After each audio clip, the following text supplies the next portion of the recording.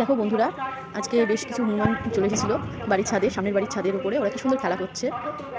দেখো একটা চাদর পেয়েছে, তাই টুকি খেলছে আমাদের মতো।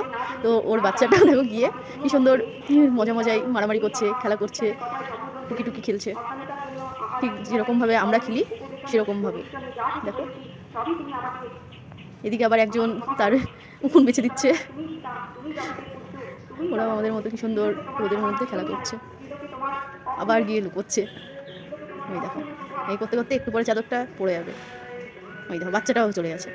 দেখো সবাই মিলে একসঙ্গে খেলা করছে, সুন্দর লাগছে দেখতে। দেখো এবার ওর বাবা চলে এসেছে খেলা করতে। ওই দেখো বাচ্চাটার মজা দেখো, ওর বাবাটা মনে হয় একটু খেলবে। ওই দেখো বদমাসি যা। এদিকে আরও সবাই বসে আছে, অনেকজন এসেছিল, অনেকজন। ওই দেখো আবার ছুটলো। এদিকে বাচ্চাটা আর পারছে না ওটাকে তুলতে। ও ভাবছে যে কী করে তুলবো। আমার তো সামনে নেই যে আমি তুলে দিয়ে আসবো। তো আর ওদেরও সেরকম বুদ্ধি নেই যে এটাকে কীভাবে খেলা যায়। যেভাবে আছে ওইভাবেই মাথাটা ঢোকানোর চেষ্টা করছে। সবাই যে যা নিজের মতো করে কি সুন্দর করে খেলছে,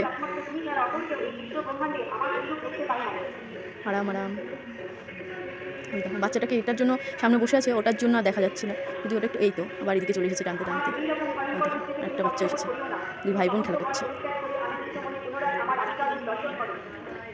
দেখো বাবাটা আসছে, মনে হচ্ছে বাবা না মা, যাই হোক আসছে। ওই দেখো ওই একটু বুদ্ধি কাটিয়ে কি সুন্দর করে তুলে নিয়েছে।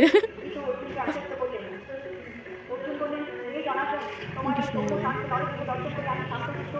ওই দেখো পারছে না, চেষ্টা করছে কিন্তু হচ্ছে না ঠিক মতো। আর আমি পুরো ক্লান্ত হয়ে গেছে, বা শুয়ে পড়লো। দেখেও কত সুন্দর লাগছে। ভাবলাম আমি একা একা কেন দেখবো, তোমাদের সঙ্গেও তাই একটু শেয়ার করছি। কি সুন্দর ঘুমিয়ে পড়লো। এদিকে তো একদম প্রচণ্ড আরাম পেয়ে গেছে, এর গায়ে হাত বুলিয়ে দিচ্ছে, উকুন দেখে দিচ্ছে, ও তো একদম মহা সুখে আছে। একবার এ ওরটা দেখে দিচ্ছে, একবার সে তারটা। কি সুন্দর, সবাই নিজেদের মতো খেলা করছে শান্তভাবে। ঠিক আছে, থ্যাংক ইউ দেখার জন্য, টাটা।